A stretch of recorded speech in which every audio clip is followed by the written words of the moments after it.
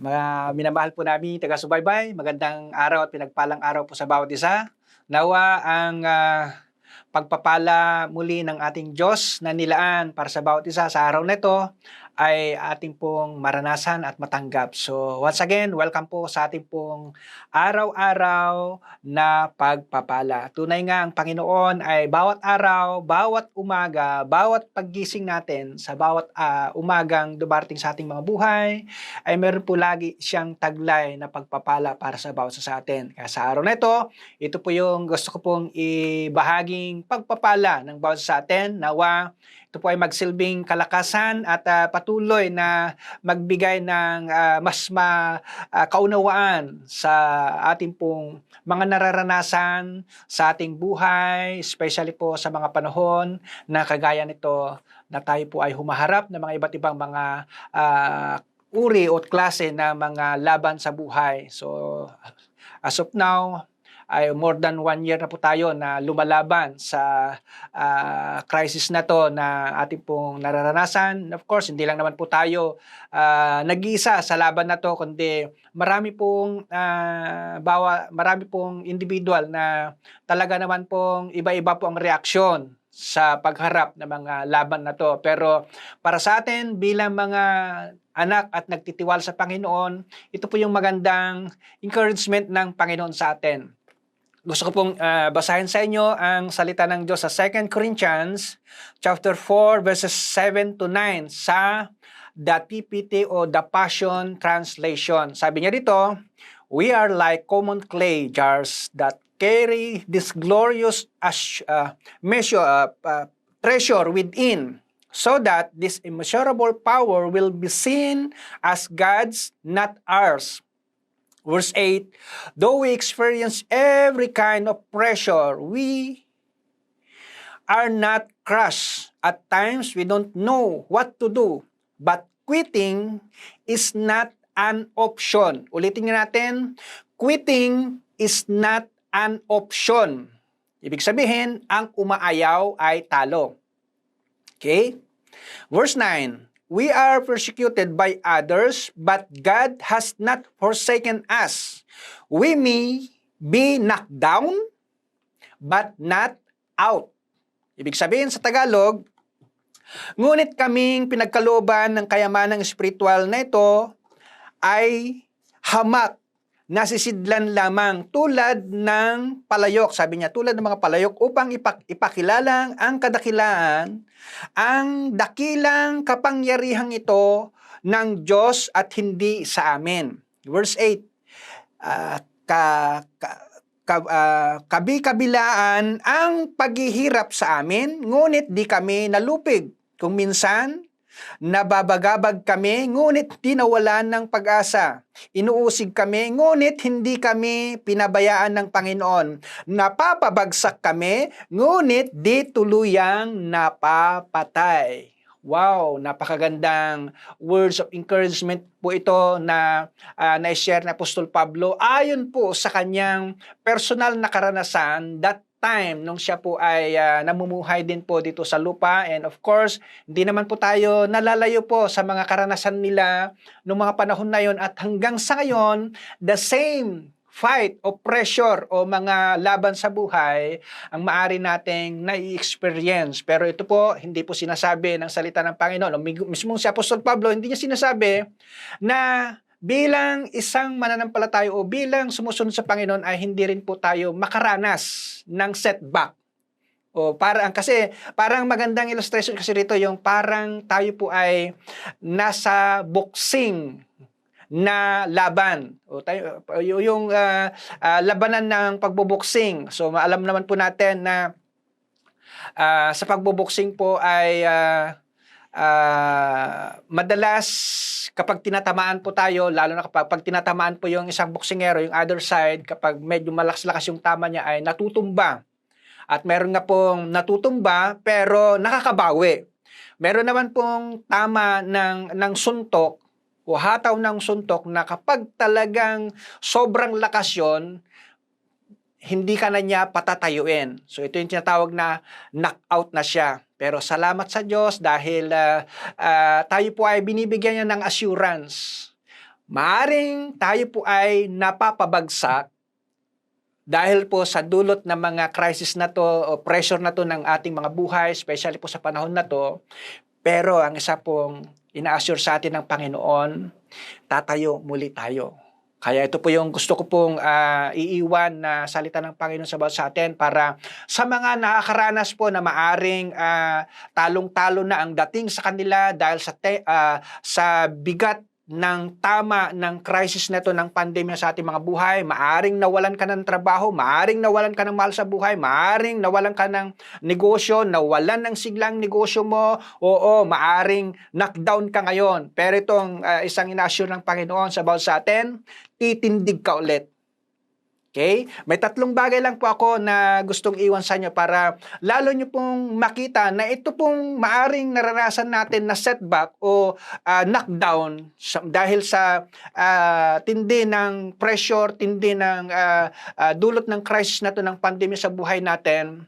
Basta't huwag mo lang tatanggapin na ikaw ay knockout.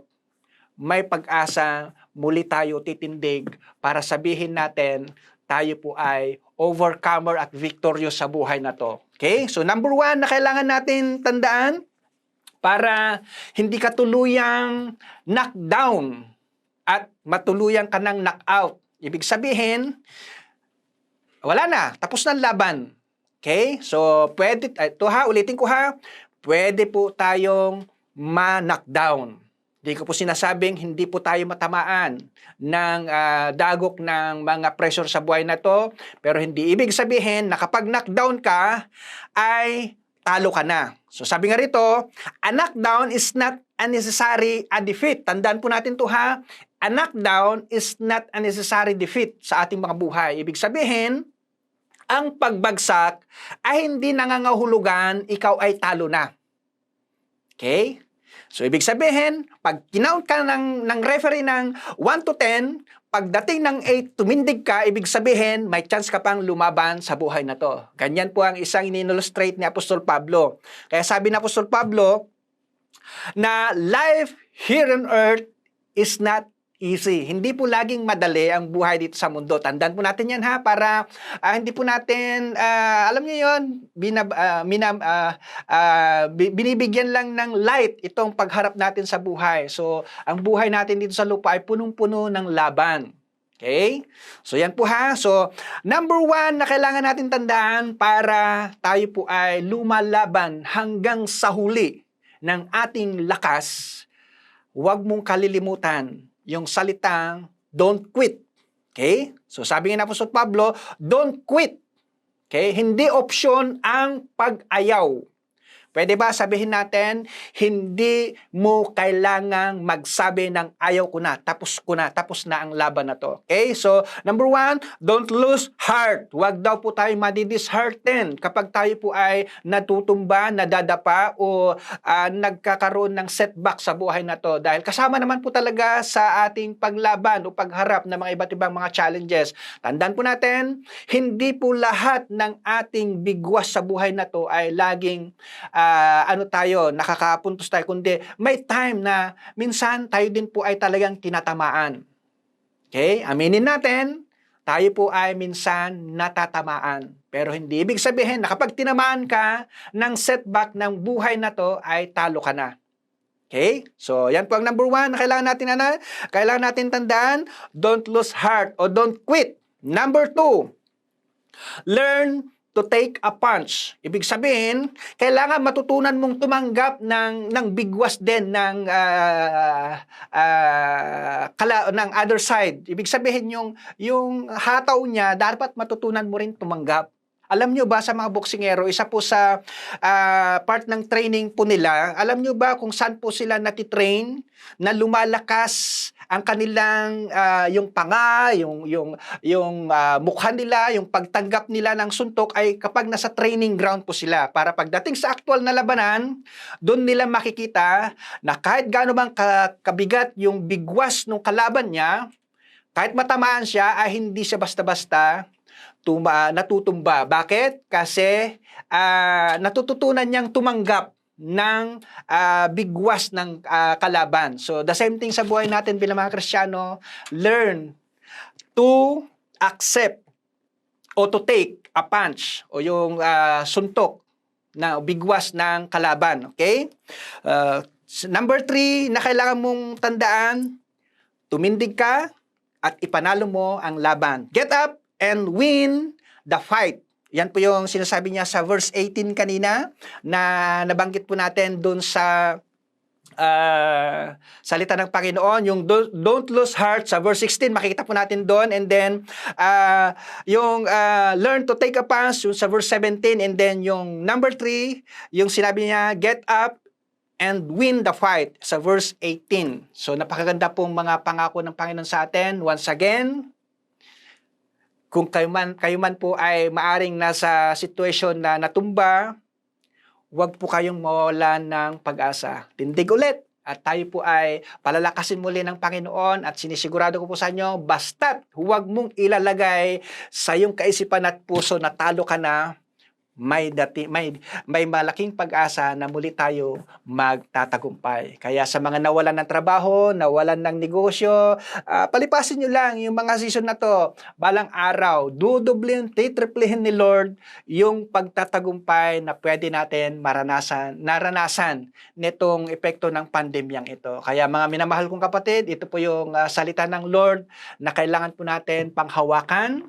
Opo, pwede kang matumba, pwede kang bumagsak, pwede kang mawalan ng mga minamahal mo sa buhay, pero hindi ka mananatiling talunan dahil ititindig ka muli ng ating Panginoon. So sa mga sandaling to, nais ko pong ipanalangin ang mga maaring may mga ganitong karanasan sa buhay na parang down na kayo, bagsak na kayo, hinang-hina na kayo, nawawala na kayo ng pag-asa. This is about the right time to rise up again. By the grace of God, makikita nyo po ang kanyang pagpapala. So tayo po'y manalangin. Ama, dakilang Diyos, nagpapasalamat po kami sa salita mong nag-encourage muli sa amin. Opo, maaari po kaming tumanggap ng pagbagsak sa buhay nito dahil sa buhay namin sa mundong ginagalawan ay hindi po ganong kadali.